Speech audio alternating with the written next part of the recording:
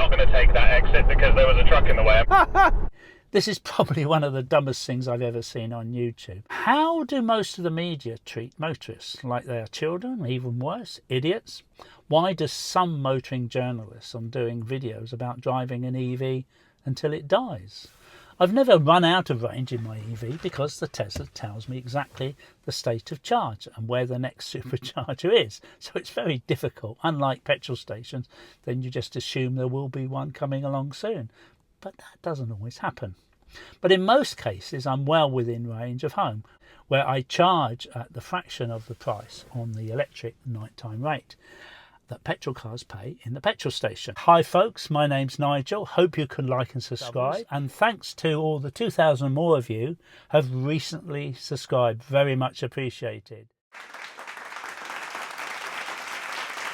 I don't watch Car Wow, but this one did appear on my feed recently. If it was a few years ago, I would have ignored it, but it was only a few months ago, so I felt I needed to make a comment. And it was called I Drove These Electric Cars Until They Died. You've probably already seen it. It's got over 1 million views. But if not, the premise was to drive 6 electric vehicles from Oxford to Edinburgh until they ran out of power. The cars were Skoda, Tesla, Model Y, Kia, EV3, Leap, Motor, Xpeng, BYD, and they were all the long-range versions. And they were followed by a petrol Audi RS Q8. And Mark said at the beginning, we will find out later if the EVs are dearer than petrol, probably assuming that they would be. Now it's 368 miles from Oxford to Edinburgh and should take around just over 6 hours according to the GPS. I know some people love the concept of driving an EV until it dies because they want to see the EV die. But in the real world, it doesn't happen. Most people charge at home and travel to where they're going, like work or wherever it is, come back and they've got heaps of range left in the car. If they're going on a longer journey and have a Tesla, it shows you exactly where the superchargers are on the very detailed touchscreen. It also tells you how much range you have, and when you get to the supercharger, it's very simple, and all you do is reverse in and plug it in. You don't even need your credit card because it knows who you are. Company reps use them and will do hundreds of miles a day, thousands in a week, and never have any range anxiety. And often you'll see them in the car doing paperwork, making calls while it's charging. This type of video may be good entertainment, like the now dated Top Gear, highly scripted productions that I used to watch, and very dated, 1,000 times unlike reality. And I expect the oil companies, legacy automakers and car dealers love it. So they have 6 hours drive without stopping to charge, except that they do stop a lot, so Mark can drive every car in turn and also see if 3 men can fit in the back seat of the car, and also see if a man can sit in the front boot or foot, and also see if a man or 2 can get in the boot together. I suspect the real reason was none of the drivers wanted to drive for more than 6 hours without stopping because of the damage it could do to their bladders. These are terrible. Which begs the question that if you're stopping, why not charge at the same time? And this is one of the first reasons this is so removed from reality. But I hear some of you cry, this has got nothing to do with reality, it's entertainment. And the reasons millions watch it and only 2,000 people watch my channel, well, you got a point. The few times they did stop, although not visiting the superchargers, they did show and film the ones that were not working, surrounded with fencing and out of use, but not showing any of the ones that were working, like the Tesla superchargers. And in 4.5 years, I've never had a Tesla supercharger that didn't work. One driver couldn't exit the motorway because a truck was in his way, and he didn't know where the next charger was. And it didn't occur to him to slow the car down so he could merge in behind the truck and leave the motorway. Take the first available exit, which is coming up on the left. Not going to take that exit because there was a truck in the way. I'm going to take the next available exit. This is the life of an EV driver trying to get off a motorway into a charging point. You end up getting penned in by annoyed truck drivers. This is probably one of the dumbest things I've ever seen on YouTube. I'm guessing probably scripted. Mark said that this is life as an EV driver, getting penned in by trucks. What a ridiculous, stupid, dumb comment. Sorry, it's never happened to me, and it only happens on a video like this. Ridiculous. They managed to film a Tesla on a hard shoulder, but no other cars. I'm sure the Tesla was the only car on the hard shoulder driving 6 hours on the motorway, but they didn't show any internal combustion cars. Mark was impressed with the Tesla Model Y, in fairness to him, because the car wow have always come over very anti-EV, often showing petrol cars to be cheaper than EVs by visiting the very dearest superchargers, which is very misleading and not true in reality for normal people. They usually fail to show detailed information, and I proved them wrong on many occasions, as you have to work very hard finding the dearest superchargers to make them dearer than a petrol car.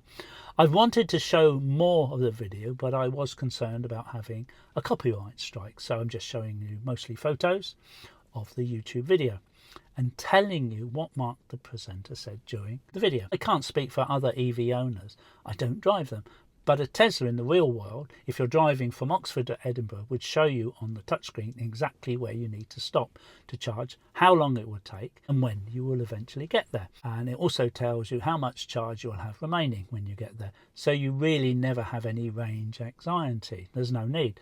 Now, 30 minutes before arrival, the Tesla touchscreen informs you that it's preconditioning battery and warming up for maximum speed supercharging. I'm ready for a stop after 2 to 3 hours driving, and often stop at the nearest supercharger because I need to stop before my Tesla Model 3 needs to stop. And I was like that when I was younger, so it's not just an old man thing. A very large proportion of the video is the remaining miles of each EV as it's running out of charge. Very entertaining for some. One by one each EV runs out, which is very interesting to people who hate EVs, oil producers, car makers, dealers, and a lot of second-hand car dealers who don't trade in EVs. A man turns up with a diesel truck which has a huge battery. He's able to charge the Model 3 and get it moving again. He says he spends a lot of time being called out for electric buses in Scotland and keeps him very busy. I thought it was a bit of an odd comment, because surely a bus goes on a set route at a set time. So how can a bus run out of charge? Sounds very poor planning to me. Please discuss and comment if you like down below. EdP Energy, and it's carrying a massive portable DC charger that can help stranded electric cars recharge in remote locations. Eventually all the EVs ran out of charge, as well as the petrol car, and interesting for me, the Tesla did a further 20 miles after it was empty. He filled up the petrol car, which cost £107, and then surprisingly gave the cost of charging the EV at the cheap off-peak home electricity price. The Kia was $546, X-Pen $588, Tesla Model Y $525. The cheapest was Skoda, because it had the smallest battery, $539. BYD was $639, Leap Motor $489. And these details were on the screen for 4 seconds. I know, because I timed it. 4 seconds, really.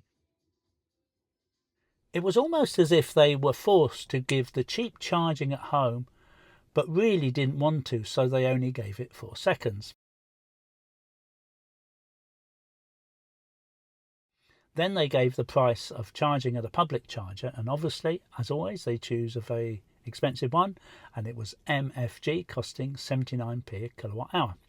All the prices of charging were still about 40% less than petrol at the expensive MFG public charger, much less than petrol, and the Tesla was £57. On the same route, they could have taken a number of Tesla superchargers. Preston would only cost you 40p a kilowatt hour during the day, and at night would only cost you 21p.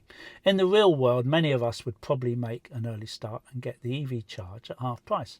Not that 8 AM is very early for many of us, but this video is not in the real world. It's a motoring journalist world where normal considerations do not matter. In fact, the Tesla price of 40p a kilowatt hour is almost half the price of the MGF 79p, and 21p at nighttime rate until 8 in the morning is a quarter of the price. Many people drive for miles to get 2p off a litre of supermarket fuel. Many other Tesla superchargers are on the route, and they are very similar prices. If the Tesla, instead of going to the MGF costing £57, had gone to a Tesla supercharger, it would have cost £28.86 daytime price, and from 11 p.m. at night to 8 in the morning would only cost £15.15. That's a huge difference between MFG and the Tesla supercharger price. You can see the same as I was looking at. The BYD cost £69. The Audi petrol cost £107, but Mark thought the EV BYD was dearer. Let's put it down to mistakes. I sometimes make them, but it's a big mistake to make a difference between £69 thinking it was dearer than £107. Okay, mistakes happen. So these electric cars would still cost less to run than the Audi RS Q8, with the exception of the BYD, which would actually cost slightly more. Then the video ended very abruptly, as if a huge row erupted during editing, with words exchanging. I mean, this is just my imagination, but it was very, very odd. And then because it finished so very fast, as if someone said, "Oh, bugger it, let's download it anyway." They get 1 million subscribers and a lot more, and I don't. Anyway, thank you very much for joining me today. I hope you can subscribe and like if you did, as it makes a huge difference. Please drive safely. Please don't forget to take your reusable mug, coffee, wherever you go. Take care. See you soon. Bye for now. Please take a look at my other videos and subscribe if you would like to.